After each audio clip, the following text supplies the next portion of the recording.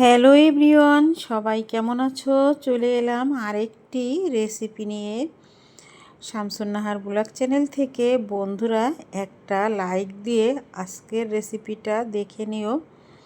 আজকের রেসিপিটা হচ্ছে ছোলার ডাল দিয়ে চর্বি দিয়ে রান্নার একটা রেসিপি। একটা লাইক দিয়ে দেখতে শুরু।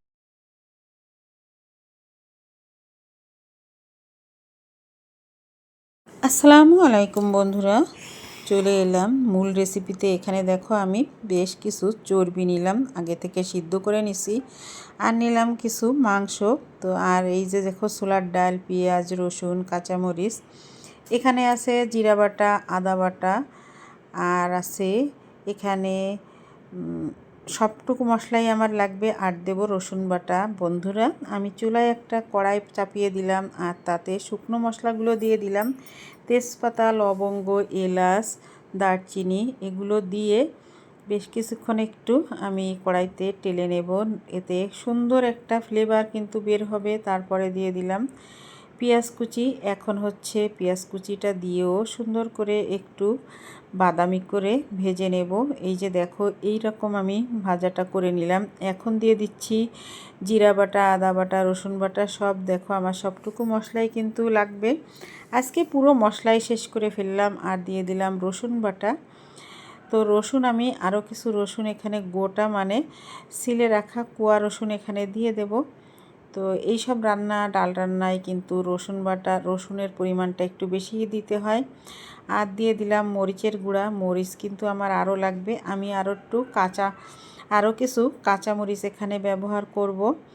তো এখন আমি পানি দিয়ে দিলাম মশলাটাকে কষানোর জন্য। মশলা একটু পানি দিয়ে না কষালে কিন্তু নিচে লেগে যায়। এরপরে দিয়ে দিলাম আমি লবণ পরিমাণ মতো, হলুদ পরিমাণ মতো। আবারও নেড়ে চেড়ে মিশিয়ে নেব। তো এই ধরনের রান্নাগুলো কিন্তু বারবার একটু নেড়ে দিতে হয়। আর দেখো একেবারে আজকে আমি পুরো মশলাদানি ধুয়ে পানি দিয়ে দিলাম। এই পানিটা সুন্দর করে মশলাটা সুন্দর করে কষিয়ে নিয়ে পানিটাকে একেবারে শুকিয়ে নেব। তারপর দিয়ে দিচ্ছি এখানে দেখো মাংস দেওয়ার উদ্দেশ্য হলো আমার হাজব্যান্ড হচ্ছে চর্বি খায় না, তাই মাংস দিয়ে দিলাম। এখন ঢাকা দিয়ে কষিয়ে নেব। চুলার আঁচটা কমিয়ে দিয়ে সুন্দর করে কষিয়ে নেব ঢাকা দিয়ে। মাংসটা কষানো হয়ে গেলে, মাংসটা যখন আধা সিদ্ধ হয়ে যাবে, তখন আমি এখানে ওই সিদ্ধ করে রাখা মানে জাল করে আমি পানিটা ফেলে দিছি চর্বি থেকে, তো সেটা এখানে দিয়ে দেব।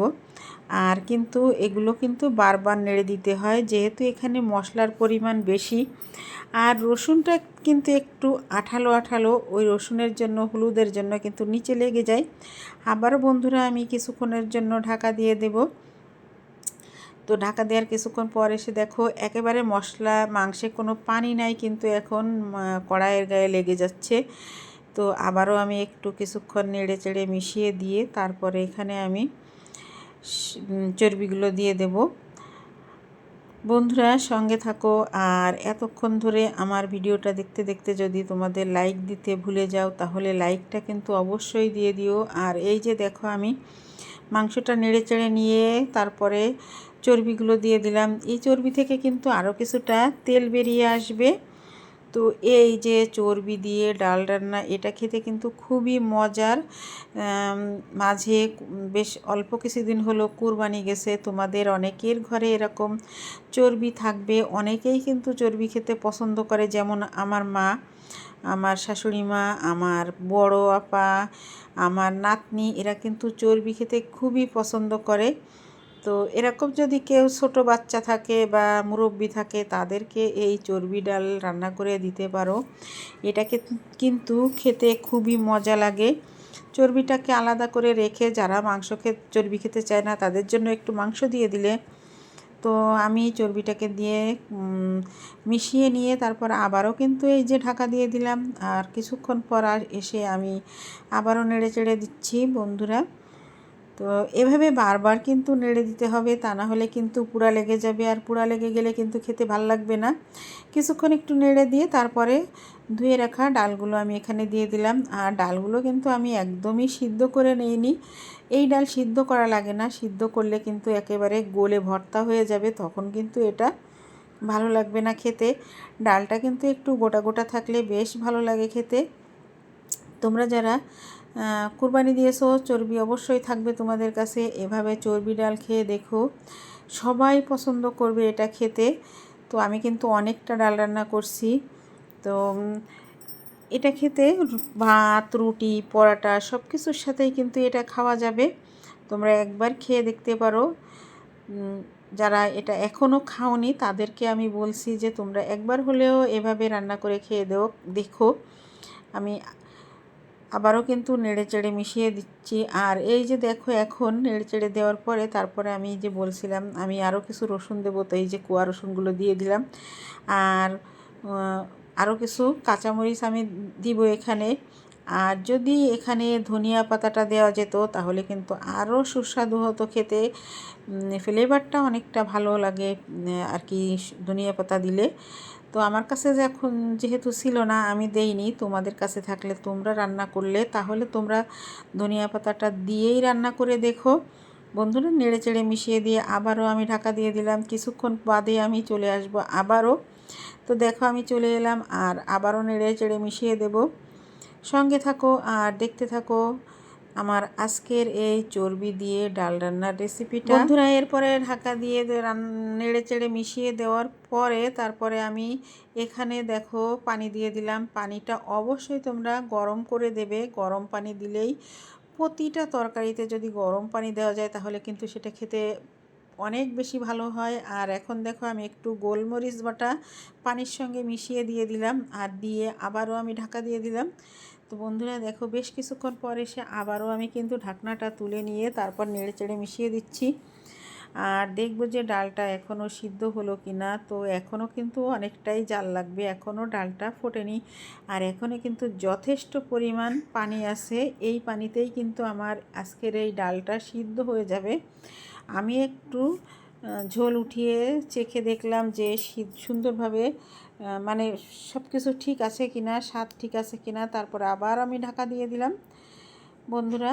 তো আবারও কিন্তু ঢাকনাটা তুলে নিলাম। এই রান্নাগুলো করতে কিন্তু বেশ সময় লাগে।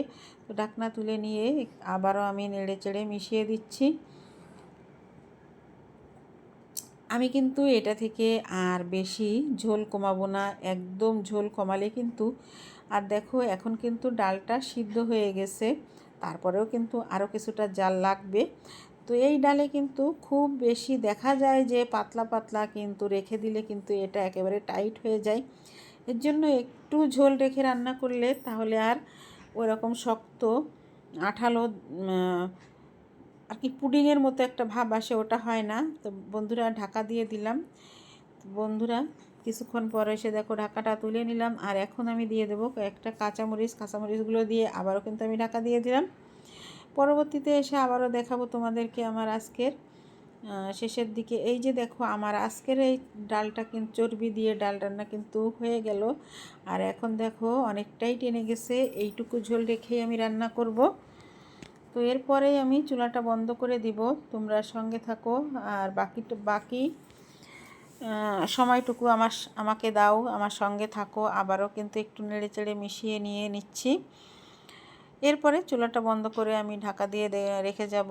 আবারও কিন্তু আমি একটু লবণ চেখে দেখলাম, আর চুলাটা কিন্তু আমি অলরেডি বন্ধ করেই দিচ্ছি। এখন ঢাকা দিয়ে রেখে যাব, তোমাদেরকে দেখাবো পরবর্তীতে এসে আজকের আমার চর্বি ডালের ফাইনাল লুক। চলে এলাম আবারও। দেখো বন্ধুরা আমার আজকের এই চর্বি দিয়ে ডাল রান্নার ফাইনাল লুকটা তোমাদেরকে দেখিয়ে দিলাম। এরপরে আমি চলে আসব পরিবেশনের পরে বন্ধুরা। তো দেখো চলে এলাম পরিবেশনের পরে। কেমন লাগছে আমার আজকের এই চর্বি ডালের পরিবেশনের পরে অবশ্যই কমেন্টের মাধ্যমে জানাবে বন্ধুরা। আজকের ভিডিওটা প্রায় শেষের দিকে। তো তোমরা আজকের ভিডিওটা দেখে যদি তোমাদের ভালো লাগে তাহলে এভাবে রান্না করে খেও আর আমাকে সাপোর্ট করো। আর চলে আসবো পরবর্তীতে নতুন কোনো ব্লগ ভিডিও বা রেসিপির সঙ্গে। ততক্ষণ সবাই সুস্থ থেকো, ভালো থেকো। আল্লাহ হাফেজ, আসসালামু আলাইকুম।